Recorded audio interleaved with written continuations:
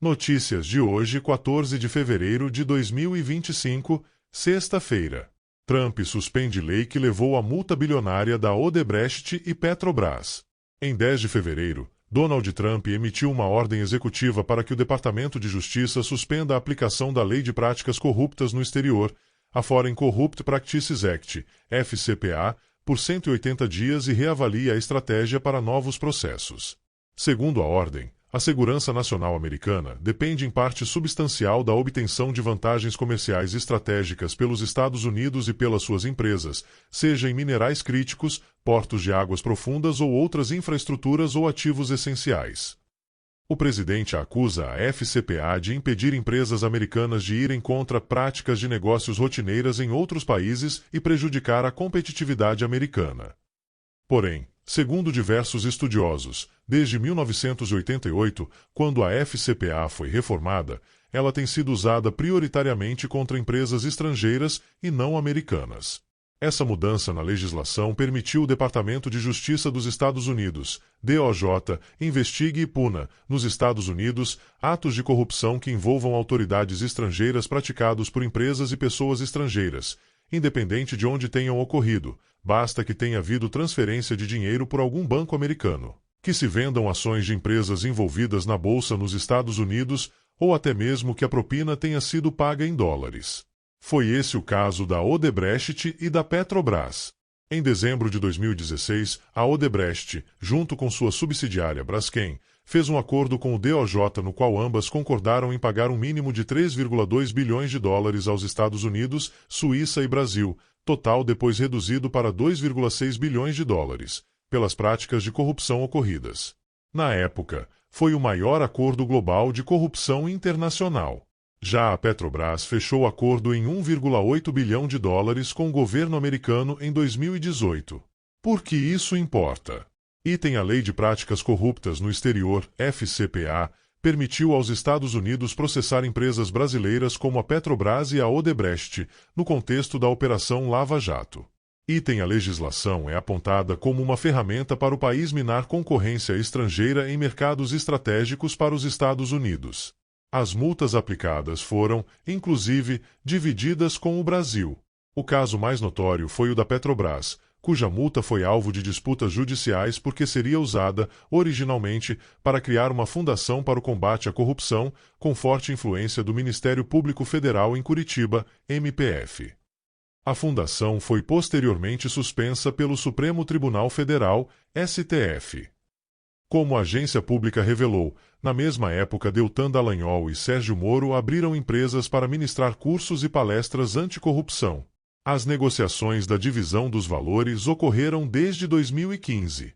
Segundo os diálogos vazados ao Interceptor Sinsep Brasil e compartilhados com a pública, os procuradores de Curitiba valeram-se da pressão dos Estados Unidos para ampliar as multas e pressionar investigados a colaborar.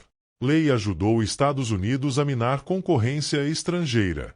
Para a pesquisadora e jurista Maria Virgínia Mesquita Nasser, doutora em Direito Econômico pela Universidade de São Paulo, USP, e mestre em Direito pela London School of Economics and Political Science, LSE, a FCPA nunca foi o santo graal do combate à corrupção.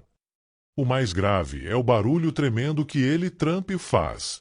E a narrativa que ele põe nisso, afirmando que a FCPA tira a competitividade das empresas americanas, como se o único fator de competitividade internacional fosse o poder de subornar autoridades estrangeiras. Nasser é autora do livro Previsível mas Problemático: O papel dos Estados Unidos na Operação Lava Jato, por força do FCPA, com Paula Maria Bertrand, escrito a partir de pesquisas de documentos do próprio governo americano e da literatura acadêmica. Elas demonstram que, dos 10 maiores acordos fechados pelo DOJ entre 1977 e 2019, apenas uma empresa era americana, a Halliburton. Quando a gente olha com atenção, na verdade a FCPA incidiu majoritariamente sobre empresas estrangeiras atuando em mercados preferenciais para os Estados Unidos. A FCPA é bastante seletiva em termos de segmento, indústria farmacêutica, gás e petróleo, que são mercados estratégicos para os Estados Unidos, diz Nasser. Ou seja, nas últimas 2 décadas, a FCPA ajudou a minar a concorrência a empresas americanas e não o contrário, como alega Trump. Para a especialista, a lei se tornou uma ferramenta de soft power econômico dos Estados Unidos. A gente só chama de soft porque não explodiu nenhuma bomba, mas era um hard power americano, conclui. Na visão de Fábio de Sá Silva, pesquisador da Universidade de Oklahoma, Estados Unidos, é possível que a suspensão não dure muito e seja questionada na justiça. Uma das coisas estruturantes do governo Trump é que o presidente está suspendendo algumas leis com base em decretos. Isso é questionável se é possível. O que o FCPA fazia era dar uma jurisdição dos Estados Unidos para que ele pudesse processar empresas de outros países. Agora os Estados Unidos perdem esse instrumento que tinham, que muita gente entendia ser um instrumento de política externa e de defesa de interesse de política nacional, como foi muito falado no caso da Lava Jato, explica. Até o ano passado, as investigações contra a Petrobras ainda rendiam dividendos para o DOJ. Em março de 2024, a Trafigura, uma empresa suíça que negocia com commodities, fechou um acordo pelo pagamento de propina no Brasil para obter contratos com a Petrobras. A empresa aceitou pagar 127 milhões de dólares ao governo americano. Em junho do mesmo ano, o empresário norte-americano Gary Ostemel assinou delação assumindo ter pagado propina a executivos da Petrobras no valor de mais de 10 mil dólares. Segundo o relatório 2024 FCPA Year in Review, da Universidade Stanford, em 2024 o Brasil empata com México e China em termos de países mais citados nos casos de investigações de FCPA. Outra notícia. Bolsa Família sob fogo. 1,1 milhão de beneficiários cortados no governo Lula. História de Leonardo Demeris. Segundo dados divulgados pelo Poder 360, o país perdeu nada menos que 1,1 milhão de beneficiários desde a chegada do petista ao poder. O Bolsa Família, um dos maiores programas sociais do Brasil, passou por um drástico corte sob a gestão de Lula e os números são alarmantes. Segundo dados divulgados pelo Poder 360, o país perdeu nada menos que 1,1 milhão de beneficiários desde a chegada do petista ao poder. O pente fino implementado pelo governo afetou 3.370 cidades, ou seja, 67% do território nacional foi atingido. Se em dezembro de 2022 o programa atendia 21,6 milhões de famílias, em janeiro de 2025 esse número despencou para 20,5 milhões. A maior parte dos cortes aconteceu nas regiões Sudeste e Nordeste, com uma redução impressionante de mais de 1 milhão de famílias. Cidades como Rio de Janeiro e São Paulo sofreram drasticamente, perdendo 95.657 e 59.520 beneficiários, respectivamente. A medida de Lula deixou milhares de famílias em situação de vulnerabilidade, com o programa atingindo 3.730 localidades, onde pelo menos uma família foi excluída. Essa redução drástica no número de beneficiários levanta sérias questões sobre a atual política social do governo. YR2. Em Mianmar, jovens esperançosos são atraídos a centrais especializadas em golpes com criptomoedas, como o KK Park. Lá, a serviço do crime global, trabalham sob ameaças e torturas. Brasileiros estão entre as vítimas. KK Park, apenas uma entre pelo menos 10 fábricas de golpes online na fronteira Mianmar-Tailândia. Copyright Stefan Ximen DW. Aaron mal podia acreditar na própria sorte. Uma companhia de tecnologia da Tailândia lhe oferecerá o emprego de seus sonhos, salário alto, benefícios generosos, uma via para escapar de um futuro desolador no sul da África. Eu torcia para ir trabalhar em outro continente e um dia me contataram. Eu achava que tudo era legítimo, até que cheguei a Bangkok. A Organização das Nações Unidas calcula que mais de 100 mil indivíduos estão confinados nos centros de fraude online de Mianmar, num regime praticamente de escravidão. A equipe investigativa da DW encontrou-se com diversos sobreviventes de uma dessas fábricas, o KK Park, que descreveram vigilância rigorosa, tortura e até assassinatos. No aeroporto, Aaron teve uma recepção calorosa e foi convidado a entrar num carro, junto com 2 outros jovens da África Oriental. Achávamos que iríamos para um hotel que fica talvez a uns 10 minutos do aeroporto. Mas o motorista tomou outra direção. Depois de quase 8 horas de viagem, o grupo chegou à cidade fronteiriça de Mae Sot, no norte tailandês, onde foi transportado através do rio Muei até o estado de Caem, região de Mianmar devastada por uma guerra pela independência. Tinha gente com armas. Eles disseram que era para entrarmos no barco. E nós atravessamos, relata Aaron. Dali, ele e seus companheiros foram levados para o Kaka Park, uma central onde milhares são forçados a ações criminosas, enganando internautas dos Estados Unidos, Europa e China. Imagens de satélite mostram que o complexo semelhante a um presídio foi construído em 2020 e que desde então sua área quadruplicou. Brasileiros estão entre as vítimas do Kaka Park. É de lá que 2 brasileiros escaparam no último domingo, 0902, ao lado de dezenas de outros imigrantes explorados. A operação foi viabilizada com a ajuda da ONG internacional The Exodus Road, segundo informado por parentes das vítimas à imprensa brasileira. Lucas Viana dos Santos, 31, e Felipe de Moura Ferreira, 26, foram atraídos por promessas falsas de emprego e terminaram vítimas de tráfico humano. Segundo familiares, eles eram mantidos em cárcere privado no local e foram obrigados a aplicar golpes financeiros por mais de 3 meses. Após negociações com autoridades locais, a dupla conseguiu ser transferida para a Tailândia. De lá, devem ser repatriados ao Brasil. Em entrevista ao jornal O Globo, a coordenadora da Exodus Road Brasil, Cíntia Meirelles, informou que outros 8 brasileiros seguem sendo explorados pela máfia de golpes. Abate de porcos e maus tratos sistemáticos. A gente trabalhava 17 horas por dia, nada de reclamações, sem feriados, sem descanso, conta o jovem Leon, da África Oriental, que foi mantido à força 12 meses na central de fraudes online. E se a gente dizia que queria ir embora, eles ameaçam que iam vender a gente ou matar. Chegando ao Kaka Park, Aaron, Leon e os demais receberam instruções sobre como praticar os golpes. Sua tarefa era convencer os clientes, como são denominadas internamente as vítimas, a investirem em criptomoedas. Estes pensavam ter depositado suas economias em investimentos lucrativos, mas ao invés disso o dinheiro entrava numa conta controlada pelos criminosos. Assim que se alcançava uma determinada soma, as contas eram zeradas. Esse tipo de golpe online é apelidado pig butchering, abate de porcos. Os trapaceiros engordam suas vítimas e em seguida as levam para o matadouro. Os manuais distribuídos à chegada no centro descreviam em detalhes como estabelecer confiança e se aproveitar dos pontos fracos dos alvos. Por exemplo, seja engraçado. Os clientes devem se apaixonar por você ao ponto de esquecer tudo. Havia metas semanais, uma soma determinada que os agentes de venda à revelia deviam arrecadar ou um número de clientes para entrar em contato. Quem não alcançava essas metas era punido. Quem até o meio-dia não conseguisse nenhum novo cliente ficava sem almoço. Se alguém reparasse que deixou de responder a um chamado, você era espancado ou forçado a ficar horas de pé, conta Leon. Vídeos e os relatos de prisioneiros anteriores da fábrica de fraudes confirmam torturas psíquicas e físicas sistemáticas. Conexões com a máfia internacional chinesa. Confrontados com imagens exclusivas tiradas do interior do complexo, todos os entrevistados reconheceram os crachás nos uniformes dos guardas. Trata-se das insígnias da Força de Guarda de Fronteira, um grupo de ex-rebeldes que deixou de combater a junta militar birmanesa uma década atrás, em troca do controle total sobre seus territórios.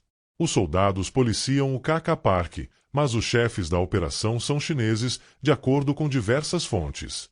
A trilha de pagamentos de diversas vítimas de fraude leva até as carteiras de criptomoedas usadas pelo Kaka Park para coletar as economias dos defraudados. De lá, o dinheiro é distribuído por outras carteiras que funcionam como contas digitais para armazenar criptos. Uma delas foi aberta por Wang Yishen, um empresário chinês residente na Tailândia. Ele recebeu dezenas de milhares de dólares em criptomoedas de carteiras usadas pelo Kaka Park e integra uma rede maior de empresários chineses no exterior, que inclui um notório chefão da máfia chinesa. No período em que recebia transferências diretas de carteiras geridas pela fábrica de fraudes tailandesa, Wang era vice-presidente da Thai-Asia Economic Exchange Association, uma associação sediada em Bangkok que promove relações entre a Tailândia e a China. A Thai-Asia partilha seu edifício sede com o OVC Chongmen Culture Exchange Center, que em 2023 foi alvo de uma batida policial, juntamente com outros centros da OGMEN, por operar ilegalmente e servir como fachada para o crime organizado chinês. A serviço da nova Rota da Seda da China, essas organizações têm conexões estreitas com Van Kuok Khoi, conhecido como Broken Tooth.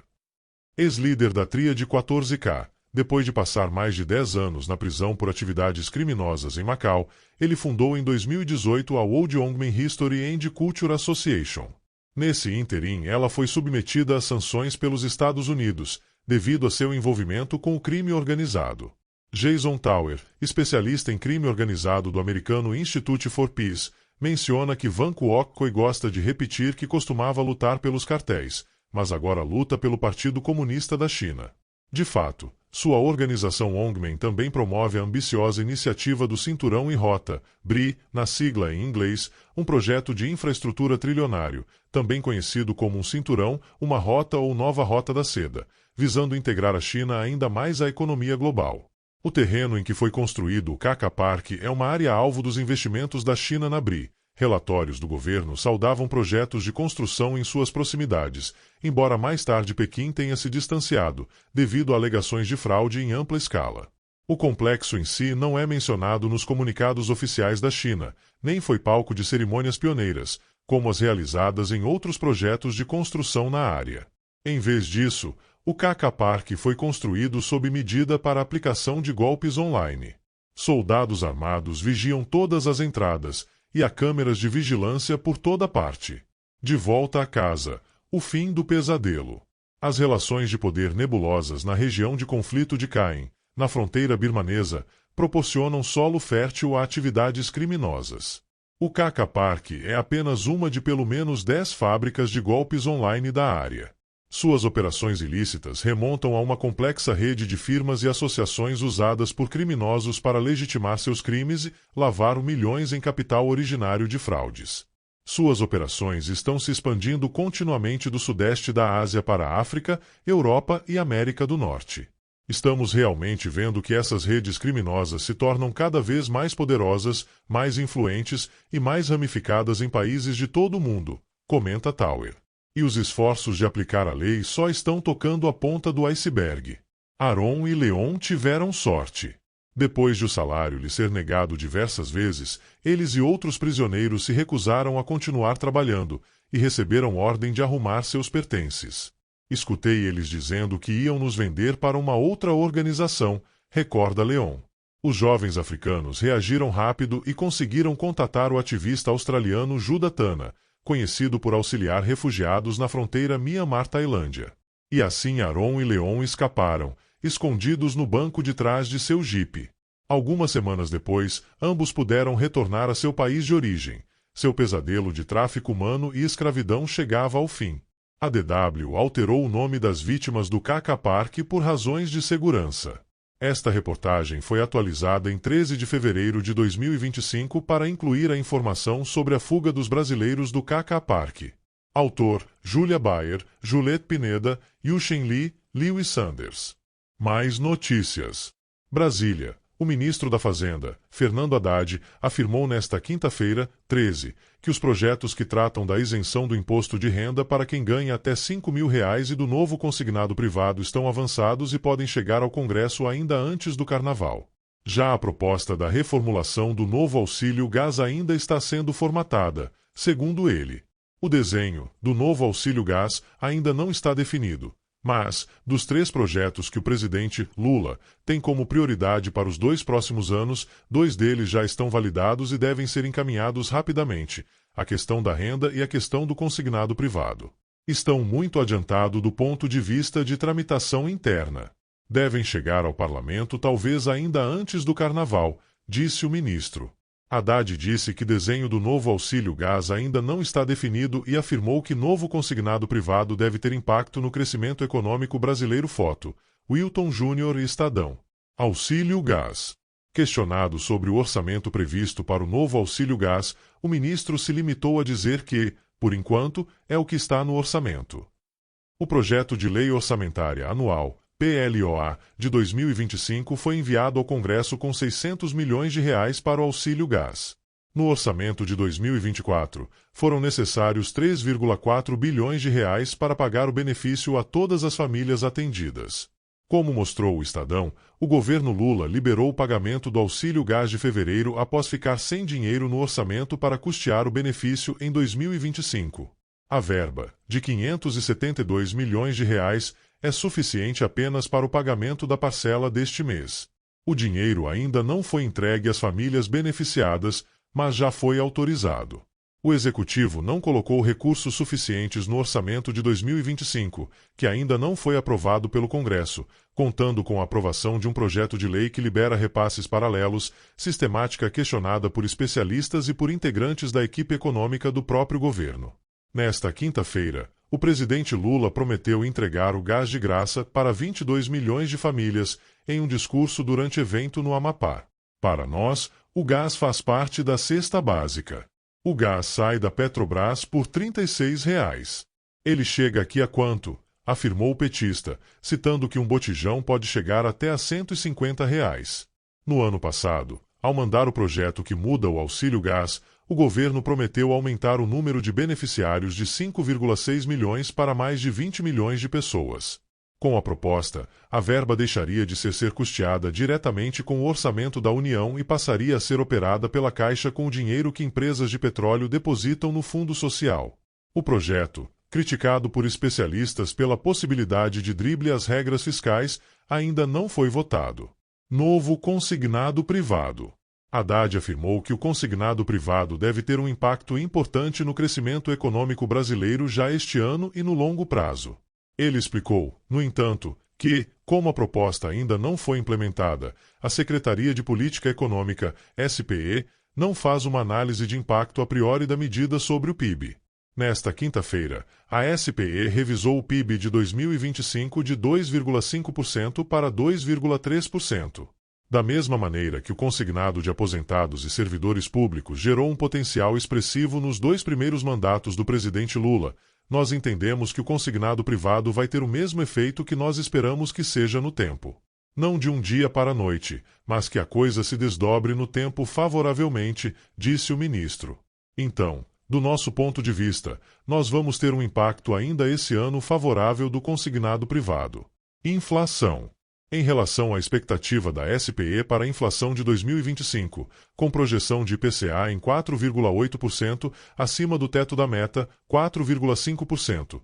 Haddad disse que a perspectiva é de que o cenário se acomode antes do previsto pelo mercado. Hoje temos um novo regime de meta, de inflação, que é um regime mais racional, que é a meta contínua. E o Banco Central, se isso acontecer e for confirmado, vai apresentar um plano de trabalho para trazer a inflação para a meta. Mas as indicações são boas do que já está acontecendo em relação a isso. Nossa perspectiva é de que as coisas se acomodem antes do que o mercado prevê, avaliou. Questionado se as medidas de estímulo ao crédito anunciadas pelo governo não representam uma contradição à política monetária contracionista, Haddad disse que não é possível misturar uma pauta estrutural de diminuição do spread bancário com uma questão momentânea que está sendo resolvida. Você tem 86 bilhões de reais de crédito já concedido, a taxa de 5,5% em média. O crédito já foi concedido. Se você puder migrar essas pessoas de 5,5% para um crédito de 2,5%, você não vai fazer? Quer dizer, é um abuso. Agora, o banco está cobrando porque não tem garantia. Nós estamos criando um mecanismo de garantia para diminuir o spread. Essa pauta é uma pauta que independe de uma questão de curto prazo. É uma pauta estrutural para o país, reforçou o ministro. Vamos ver em que vai dar. Veremos nas próximas notícias. Deixe seu like e inscreva no canal para mais notícias do dia a dia. Obrigado por estar aqui conosco.